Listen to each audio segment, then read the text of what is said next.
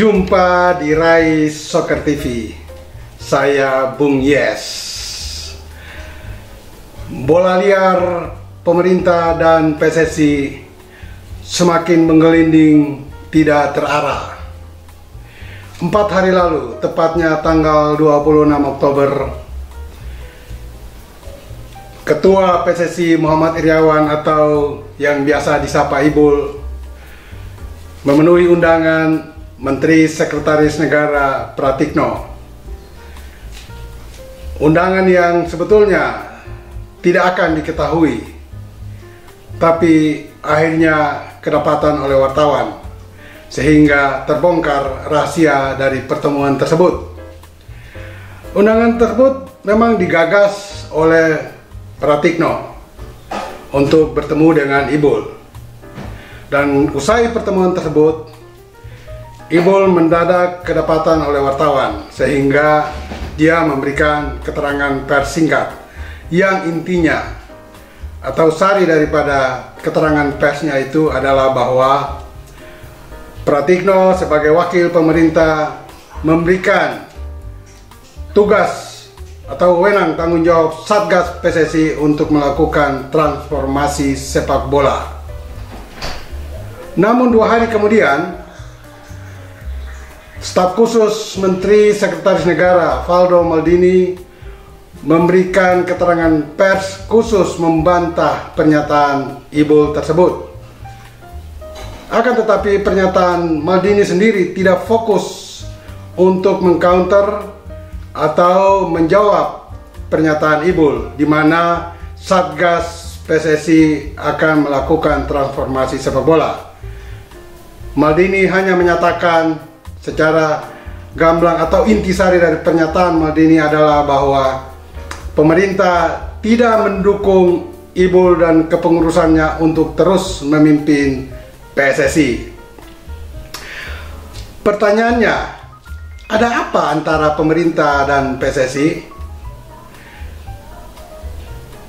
Bagus sekali kalau memang pertemuan Pratikno dengan Ibul itu adalah saran dan arahan dari Presiden Joko Widodo atau permintaan dari Ketua TGIPF Profesor Mahfud MD, sehingga Pratikno bisa mengadakan pertemuan tersebut. Karena berbicara pasca tragedi Kanjuruhan, hanya ada 4 institusi yang sebetulnya dan seharusnya berwenang untuk berbicara tentang tragedi tersebut. Pertama, pemerintah, kedua FIFA, ketiga TGIPF, dan keempat tentu PSSI. Namun dalam konteks pertemuan 26 Oktober tersebut, boleh dikata Pratikno telah offside, karena dia melakukan pertemuan dengan Ibul dalam konteks pembicaraan tentang sepak bola pasca tragedi Kanjuruhan. Saya pernah mengingatkan Presiden bahwa hati-hati dengan lingkaran istana atau lingkaran 1 di istana, juga terhadap mereka-mereka yang dalam kapasitas sebagai pembisik kepada Presiden untuk menyelesaikan persoalan sepak bola. Kita lihat bahwa tidak semua para pembisik itu adalah orang-orang yang mengetahui bola. Karena mendadak, hanya dalam hitungan jam atau hari, mereka seakan tampil sebagai orang yang mengetahui sum-sum sepak bola nasional dengan segala persoalannya, dengan segala karut-marutnya. Ini sebuah sikap yang sangat bertolak belakang. Bahkan ada menteri yang memiliki klub di Liga 3, 2, dan 1. Pertanyaannya, apakah menteri tersebut atau owner dari klub-klub tersebut sering atau minimal sekali 2 kali lah paling banyak turun ke lapangan, berlatih, mendampingi pemain dan pelatih berlatih di bawah terik panas atau di atas lumpur beceknya lapangan? Atau juga owner tersebut mendampingi pelatih dan pemain bertanding dalam sebuah kompetisi resmi, sehingga dia mengetahui bagaimana karut-marutnya kepemimpinan wasit, bagaimana teganya para pemain saling membantai lewat sebuah permainan adegan yang kasar yang melanggar fair play di lapangan.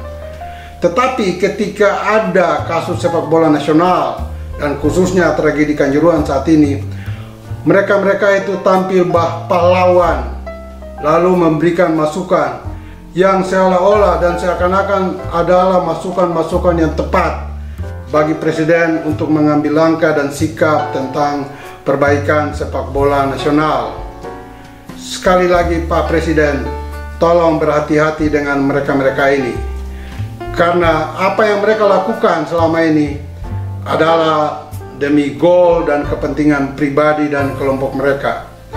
Karena pengalaman tahun 2016, mereka adalah bagian dari reformasi sepak bola.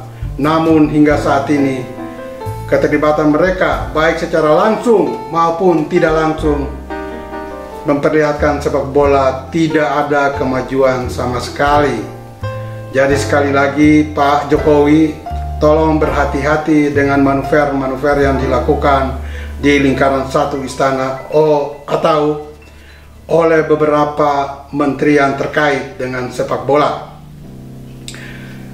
Beberapa tahun lalu, dalam pembicaraan singkat dengan sahabat saya yang juga tokoh sepak bola nasional, Bung Syarif Bastaman atau yang biasa disapa Syabas, pembicaraan singkat itu beliau sempat mengutarakan pendapat yang menurut saya sangat bagus. Beliau mengatakan bahwa PSSI tidak ada bernaung di bawah pemerintah secara struktural atau secara organisasi atau secara pemerintahan secara langsung. PSSI tidak berada di bawah pemerintah, tetapi PSSI juga tidak berada di ruang hampa. PSSI ada di NKRI, sehingga otomatis PSSI harus tunduk kepada peraturan pemerintah dan negara. Nah, dihubungkan dengan tragedi saat ini, pendapat Syabas itu ada benarnya menurut saya. Korelasinya tepat sekali dengan kondisi saat ini. Bukan berarti lalu Syabas sengaja mau menampar muka kepengurusan PSSI saat ini, karena sebagian besar mereka adalah rekan-rekan Syabas. Tapi pendapat Syabas itu sudah disampaikan beberapa tahun lalu. Kebetulan tragedi Kanjuruhan ini muncul sehingga saya melihat ada pembenaran di sana. Syabas juga adalah orang PSSI karena tahun 2019 beliau dipercaya PSSI sebagai ketua komite pemilihan. Namun beliau kemudian mengundurkan diri. Kita lihat bahwa tragedi Kanjuruhan sampai saat ini belum mendapat titik temu atau jawaban yang tuntas dan valid sehingga bisa menyenangkan semua masyarakat sepak bola, lebih khusus keluarga korban atas tewasnya 135 orang.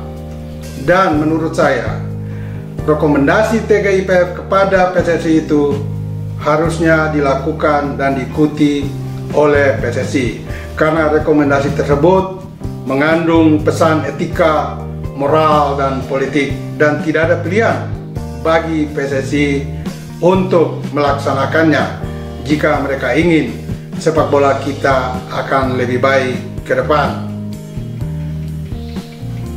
Ikuti terus analisis Bung Yes yang jitu, tuntas, dan jelas di Rai Soccer TV. Ingat, bola itu bulat. Giring terus.